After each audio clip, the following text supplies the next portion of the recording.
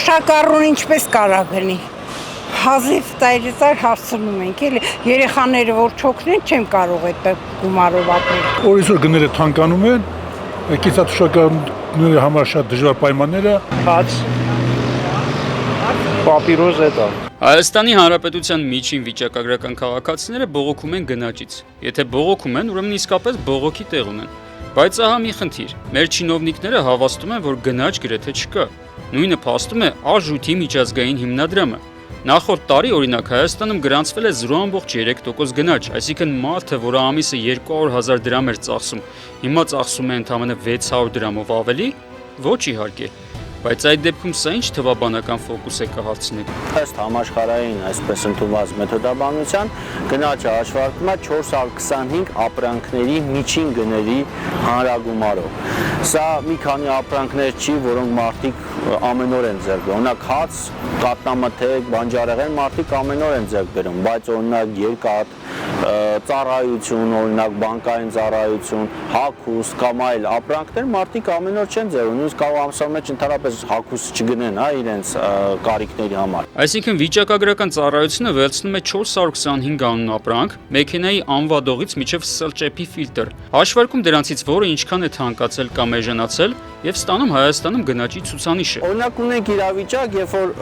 օրինակ 20 ապրանք ամեն օր այդ մարդը սպառում է։ Այդ ապրանքների գնաճը 15%-ը 20% է, բայց մյուս ապրանքները, որոնք մարդիկ չեն օգտագործում կամ հազվադեպ են օգտագործում, մենք ունենք նվազում։ Լիցուկ օրինակ հագուստի դեպքում պաշտոնական տվյալներով կարատ սերուցքային գին աճել է 41%-ով, խոզի բուդ 38%-ով, խոզի միս 36%-ով, լոլիկ 31%-ով, միս գառան 28%-ով, կարտոֆիլ 28%-ով։ Նախկին Նիկոլ Փաշինյանը փաստորեն լավ էլ հասկանում էր, թե ինչ է իրական գնաճը, երբ այն ժամանակվա իշխանության ներկայացուցիչները փորձում էին համոզել, թե գների աճը ցածր մակարդակի վրա էր։ Ներկա Նիկոլ Փաշինյանը գնաճն արդարացնելու հարցում շատ բան է սովորել նախկին չինովնիկներից։ Հիմա մենք տեսնում ենք, որ 18 թվականի միջին աշխատավարձը 66.3%-ով ավել է, քան 2018 թվականին։ Հիմա պետք է նայենք, թե գնաճը ինչքան է։ Գնաճը 18 թվականի նկատմամբ եղել է 25.3%։ Այսինքն մեր մոտ աշխատավարձի աճը մոտավորապես 40%-ով ավելի է, քան գնաճը, եւ սա էական ցուցանիշ է։ Մարդիկ այստեղ կքորեն գլուխները, կփորձեն հասկանալ, թե որքանով է բացացրել իրենց աշխատավարձը նախորդ տարիներին եւ որքան են ավելացել ծախսերը, իսկ որ ամենակարևորն է, ինչի վրա են հիմնականում ծախսում աշխատավարձը։ Հաշվարկները ցույց կտան, որ եկամտի մեծ մասը ծախսվում է, ճիշտ է, սննդի վրա։ Սննդամթերքը շարունակաբար թանկանում է եւ դա միակ բանն է, որը չես կարող չգնել։ Այս տարվա ընթացքում մենք ունենք բավականին զգալի գնաճ բանջարեղենի եւ մրգի շուկայում։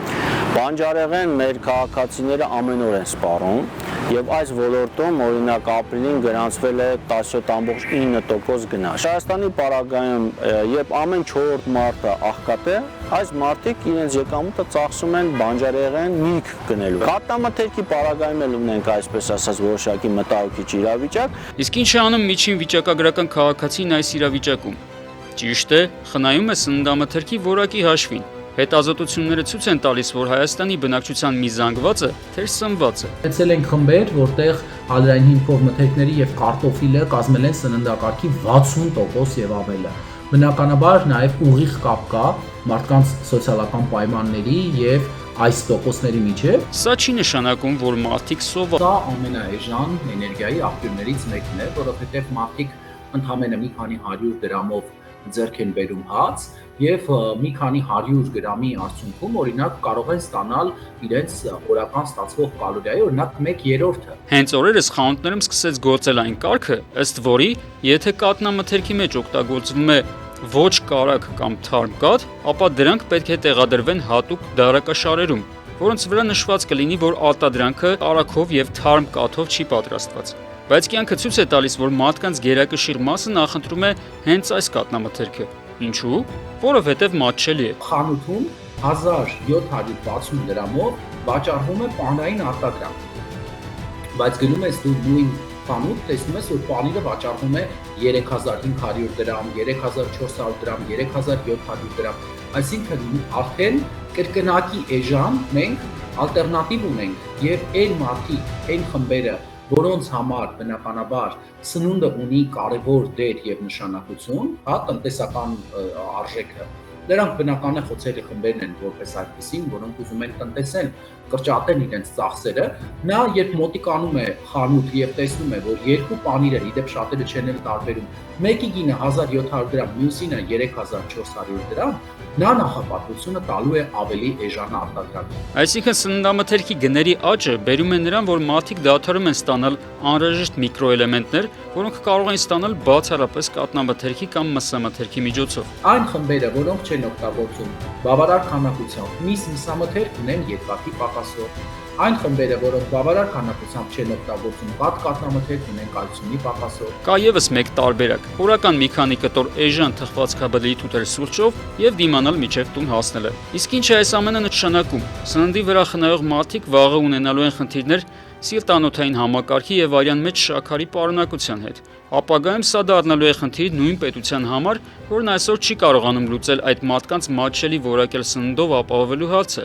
եւ ըստ այդմ կանխել ապագա առողջապահական աղետը։ Խնդիրն այն է, որ առաջին անհրաժեշտության ապրանքների շուկայում գնաճը կարծես նույն տեմպերով շարունակվելու է։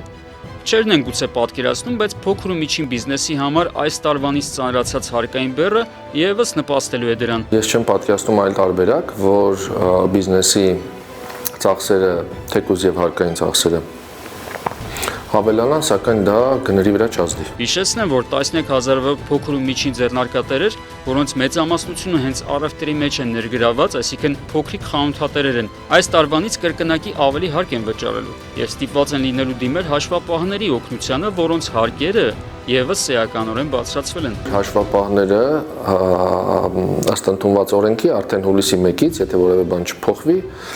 կդառնան ավելացված արժեքի հարկ վճարող։ Իմ տեղեկություններով շատ հաշվապահական գրասենյակներ եւ անհատ հաշվապահներ արդեն իսկ սկսել են իրենց ծառայությունների գների վերանայումը, որը բնականաբար էլի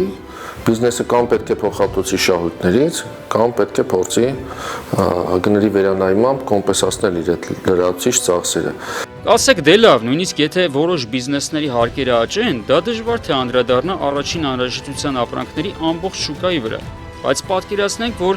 խոսում ենք հաց արտադրող ընկերության մասին։ Հացի փռի համար չի կարող ուղղակի ոչինչ չփոխվել։ Այսինքն եթե ինքը հացը վաճառում է նույն գնով, եթե նախկինում ստանում էր 10% շահույթ, հիմա կստանա 8, 7.5, 6 կախված նրանից, թե ինչքան իր դեպքում կավելանա հարկային բեռը եւ այլ ծախսերը։ Հիմա որպեսզի եթե ինքը ուզում է պահպանել իր շահույթը, պետքա գները վերանայի։